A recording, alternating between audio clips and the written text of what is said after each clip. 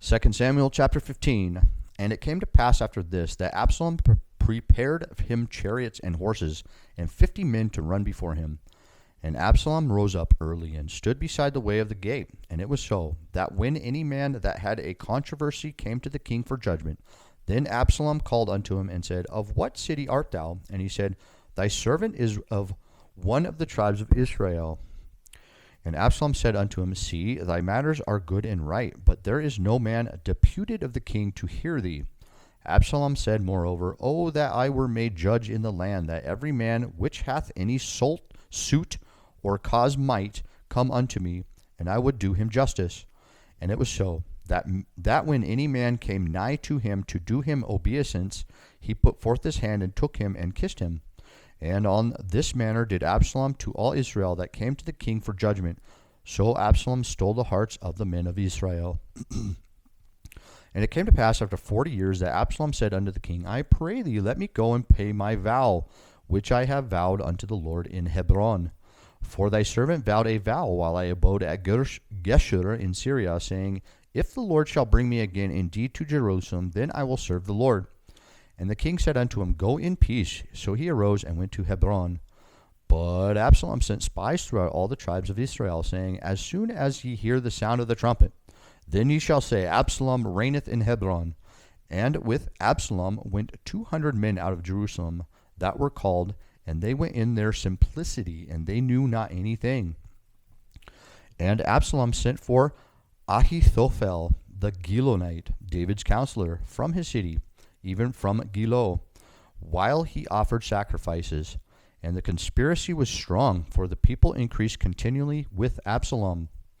And there came a messenger to David, saying, The hearts of the men of Israel are after Absalom. And David said unto all his servants that were with him in Jerusalem, Arise, and let us flee, for we shall not else escape from Absalom. Make speed to depart, lest he overtake us suddenly, and bring evil upon us, and smite the city with the edge of the sword. And the king's servants said unto the king, Behold, thy servants are ready to do whatsoever my lord the king shall appoint. And the king went forth, and all his household after him. And the king left 10 women, which were concubines, to keep the house.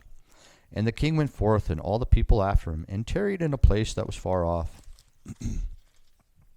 And all his servants passed on beside him. And all the Cherethites, and all the Pelethites, and all the Gittites, 600 men, which came after him from Gath, passed on before the king. Then said the king to Ittai the Gittite, Wherefore goest thou also with us? Return to thy place, and abide with the king, for thou art a stranger and also an exile. Whereas thou camest but yesterday, should I this day make thee go up and down with us?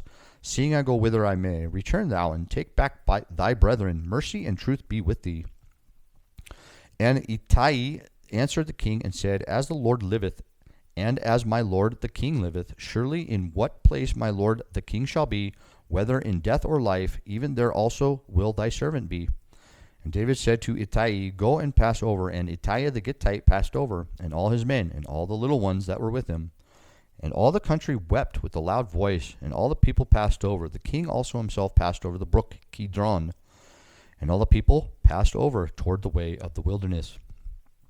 And lo, Zadok also, and all the Levites were with him, bearing the ark of the covenant of God.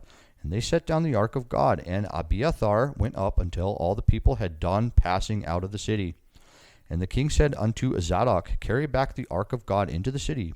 If I shall find favor in thine eyes, in the eyes of the Lord, he will bring me and shew me both it and his habitation.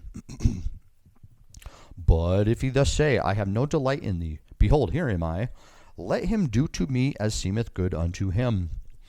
And the king said also unto Zadok the priest, Art not thou a seer? Return into the city in peace, and your 2 sons with you, Ahimaaz thy son, and Jonathan the son of Abiathar.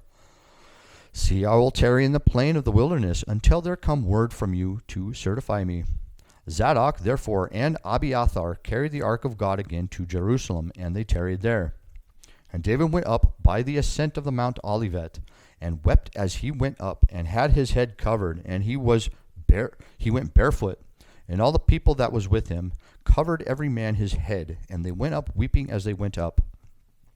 And one told David, saying, Ahithophel is among the conspirators, that Absalom, with Absalom. And David said, O Lord, I pray thee, turn the counsel of Ahithophel into foolishness.